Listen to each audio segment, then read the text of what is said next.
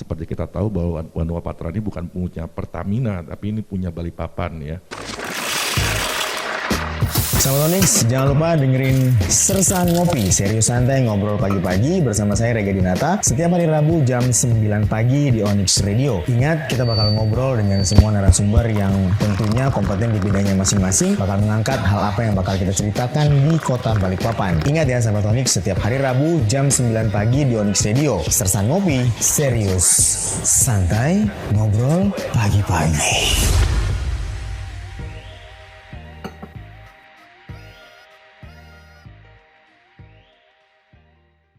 Onyx Radio 88,7 FM Inspiring Your Life masih disiarkan langsung dari lantai 1 Gedung Kreatif Onyx Radio di Makanca Coffee and Roastery, masih bersama Rega dan juga narasumber kita. Dan yang pasti sahabat Onyx ya, obrolan kita masih dengan tema apa kabar veteran jilid 2. Nah, hari ini sudah ada kembali bergabung bersama kita ada Ibu Ida Prihastuti.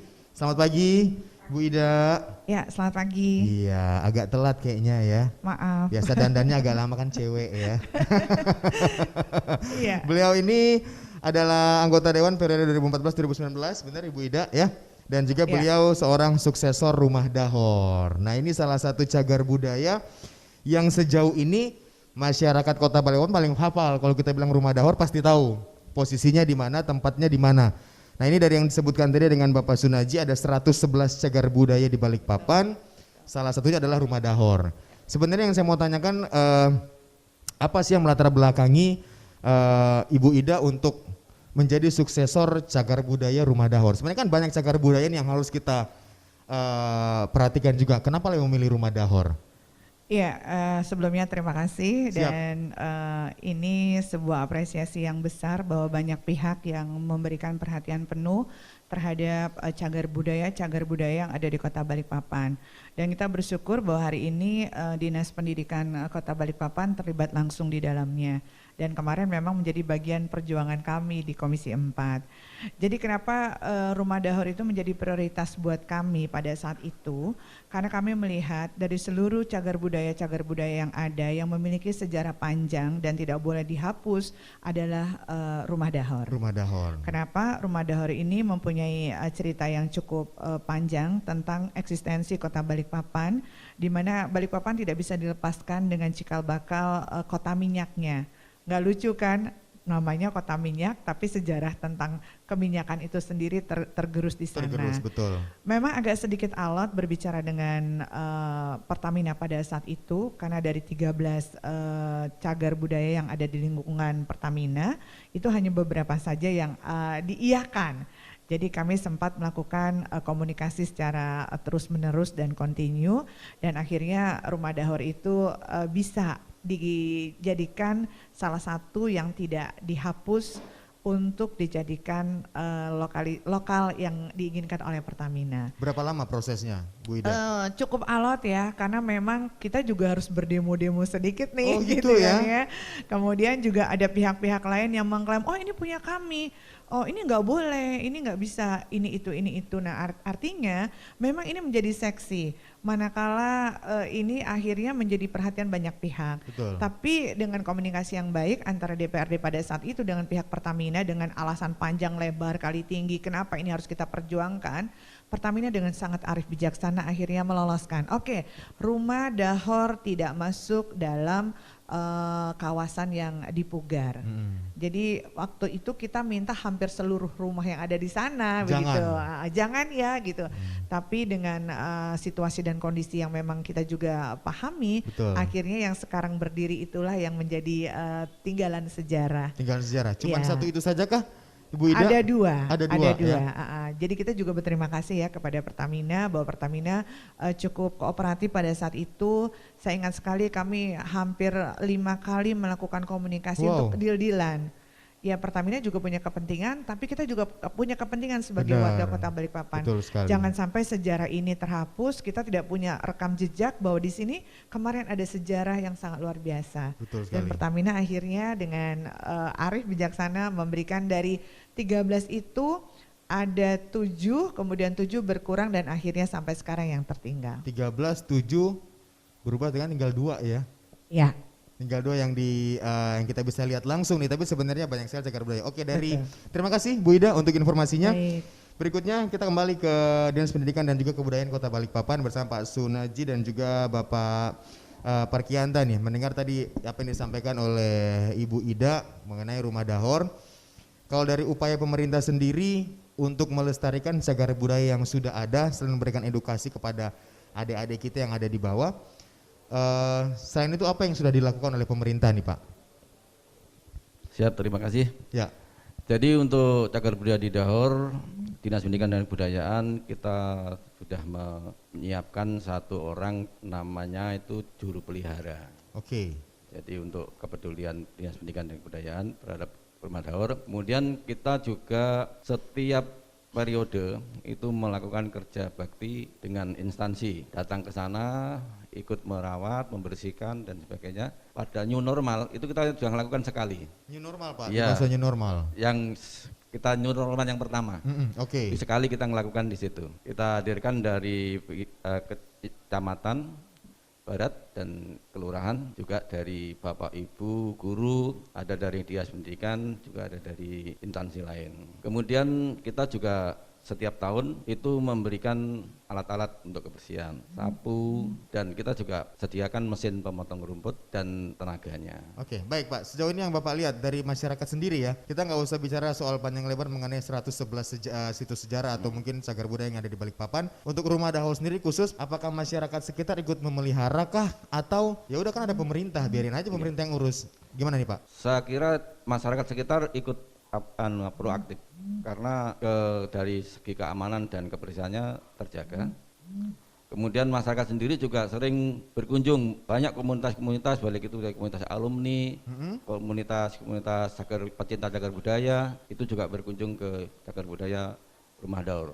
Anak-anak sekolah juga kita jadwalkan ke sana. Oke, berarti sejauh ini juga sedikit banyak sangat terasa juga ya Terasa. bahwa fungsi rumah Dahor yang kita tahu juga sebagai salah satu peninggalan di Kota Balikpapan memang benar-benar terasa sekali manfaatnya buat warga kota juga. Terlebih lagi buat yang mungkin yang baru datang ke Balikpapan. Iya. Karena banyak yang pengen tahu nih Mas, Balikpapan apa sih peninggalan sejarahnya? Apa sih yang Balikpapan dibanggakan, karena kita orang bilang kota minyak, tapi beberapa orang yang saya tanya tidak mau lagi Balikpapan disebut kota minyak. Pengennya Balikpapan ini kota jasa. Kita memberikan segala macam jasa untuk orang datang ke sini, dan apa sih yang bisa kita berikan gitu dari sektor budaya dan juga wisata nih Pak Sunaji ya. Seperti yang mau bilang juga tadi, yang ada di rumah Dahor orang datang bisa dapat edukasi juga di situ. Ini bersyukur sekali ada Ibu Ida kemarin yang juga dan teman-teman bisa ikut menjadi suksesor rumah Dahor sehingga tidak menjadi kawasan pugar dari Pertamina ya. Terima kasih Pak Sunaji. Untuk Pak Parkianta sendiri nih Pak, kita masih bicara soal muatan lokal nih. Ada kemungkinan nggak sih muatan lokal bisa masuk ke pelajaran anak sekolah Pak? Kurikulum muatan lokal untuk sejarah kota, pahlawan kota yang ada di Balikpapan. Sebenarnya kalau terkait dengan muatan lokal, muatan lokal itu kan memang banyak sekali yang ingin masuk di dalam muatan lokal itu banyak sekali. Betul Pak. Ya, dari berbagai aspek semuanya itu inginnya masuk ke muatan lokal. Ada masalah adiwiyata, ada masalah sekolah sehat, kemudian ada banyak sekali yang terkait ingin masuk dalam muatan lokal. Tetapi secara khusus kita merupakan penekanan kepada mereka untuk bisa memelihara, melihat dan sejarahnya itu seperti apa. Itu yang kita gilirkan kepada mereka, bukan langsung secara khusus untuk muatan lokal langsung, itu tidak. Tapi tetap himbauan-himbauan untuk menuju ke arah sana itu tetap kita laksanakan. Berarti ada pengkajian juga Pak ya? Ya, ada pengkajian juga nggak sih? Tentunya seperti itu. Seperti gitu, itu. Pak. Untuk sejauh ini yang Bapak lihat yang sepertinya kayaknya bisa untuk dijadikan masuk ke kurikulum untuk muatan lokal sendiri, ada nggak sih Pak? Kalau yang dimasukkan di dalam kurikulum tentunya nanti kan ada kaitannya dengan yaitu tadi muatan lokal itu tadi, tetapi tidak langsung secara khusus gitu, tetapi mengimplementasikannya bagaimana mereka pada pengenalan cagar budaya, maka dibawalah untuk ke arah itu tadi, untuk mendatangin di tempat-tempat cagar budaya itu. Nah disitulah kita menjelaskan berbagai macam cagar budaya. Misalnya di rumah Dahor kalau tadi sampaikan Bapak ada taksi kayu dan sebagainya. Seperti apa sebenarnya taksi kayu itu? Nah, semuanya juga ada di situ. Foto-foto dari udah ada, tempo ya? zaman dulu sampai semuanya ada di situ. Nah, disitulah pembelajaran kepada mereka gitu. Oke, baik. Terima kasih Pak untuk informasinya. Selanjutnya yang saya masih penasaran dengan Bang Ben-Hur mengenai Banua Patra. Informasinya kan MOU-nya sudah keluar ya Bang Ben-Hur ya? Ya, gimana soalnya? MOU-nya udah keluarkah untuk Banua Patra? Oh, belum. Belum. Ya, jadi kemarin tuh kita hanya pertama kita survei, kemudian kita coba publish untuk mendengar tanggapan dari Pertamina. Ternyata dari Pertamina waktu itu masih dijabat sama Pak Cecep ya, Siap.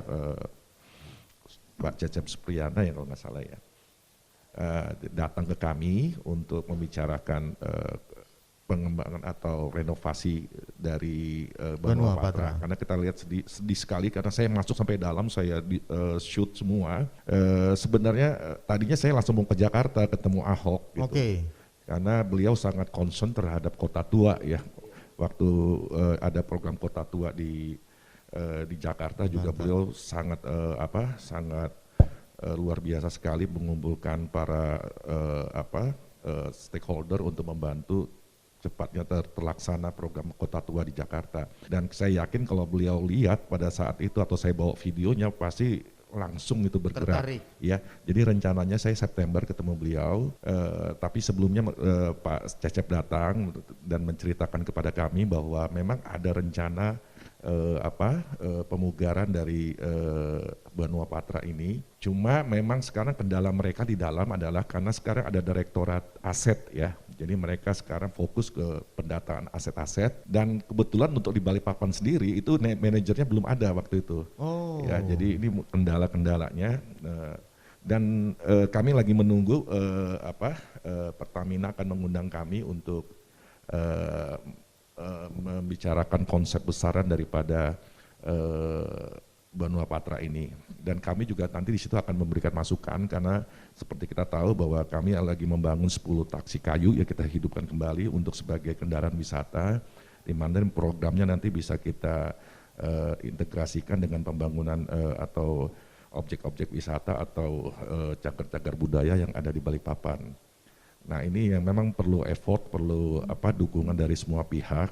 Seperti kita tahu bahwa Banua Patra ini bukan punya Pertamina, tapi ini punya Balikpapan ya. Karena kalau Banua Patra nggak ada, kita nggak ngebayangin itu bentuknya tadi kota Balikpapan gimana ya. Karena itu sejarah Balikpapan dimulai dari situ sampai Kampung Baru ujung ya Pak ya. Itu dulu Balikpapan hanya ada itu sampai Kelandasan, Banua Patra, Kampung Baru ujung.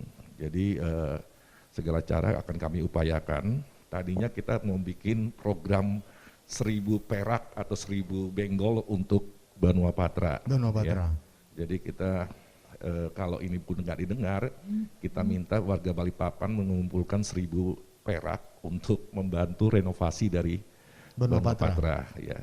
Tapi Kedepannya sebenarnya gini, Bang Ben-Hur, maaf saya potong sedikit. Kedepannya Banua Patra ini dialih fungsikan nanti bakal jadi seperti apa sih Bang? Kalau memang Pertamina, oke, kita serahkan dan kita boleh deh jadi cagar budaya nih Banua Patra. Karena yang saya tahu Banua Patra sampai sekarang dipakai buat wedding sebenarnya Bu.